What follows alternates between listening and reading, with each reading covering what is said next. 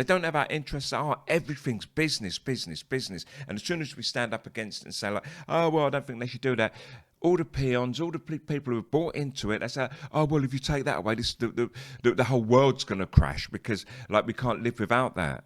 Now, listen carefully. If it was true, I'd still be a slave. Can you imagine what people were saying? Who's going to pick the cotton? That's the famous saying. Who's going to pick the cotton if we don't have slaves? Now, there's no slaves, and no one died. No one suffered from it. Well, I mean, some people probably suffered. You know, they lost their livelihoods. But, you know, if your livelihood's built on the backs of slaves, who cares if you lose it? You've got to try and find another method, or best, do it yourself. It's that simple. So we live our lives and we live for other people all the time.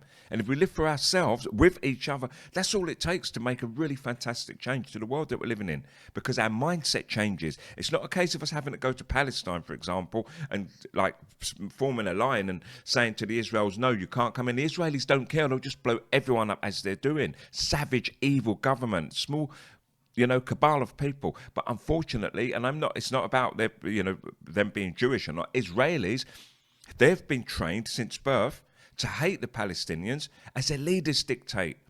And I've met too many of them who have that kind of lean. A lot, I've got to say, there's millions. I've met about 20, you know. And then the stuff that they show you on the news, you know, obviously it's the news, so it's not necessarily true. And as I said, I don't watch the news, but Facebook threw me some snippets when Israel started murdering innocent people.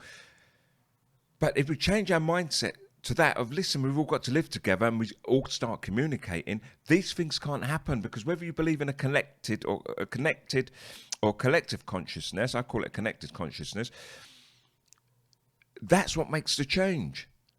If you all say, look, we're not going to tolerate seeing people being attacked on the streets, and everyone said that, yeah, we're not going to tolerate it, and we mustn't tolerate it, and we shouldn't tolerate it. If someone gets attacked on the street, everyone's going to stop and do their duty. But right now, the mindset's like, oh, well, it's nothing to do with me. We should get rid of that nothing to do with me mindset and say, it's your community, it's your town.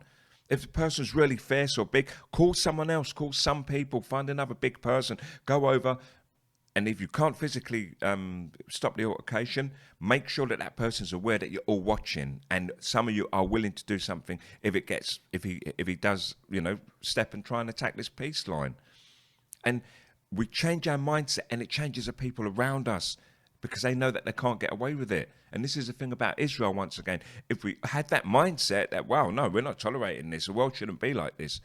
It is like it is, but it's not just the case of it being like that because, oh, well, that's just the way things are. It's the way it is because people want it that way, and we can change it to be much different. So instead of just living the way they want us to, we start to live. So we're born and we live, but we need to live.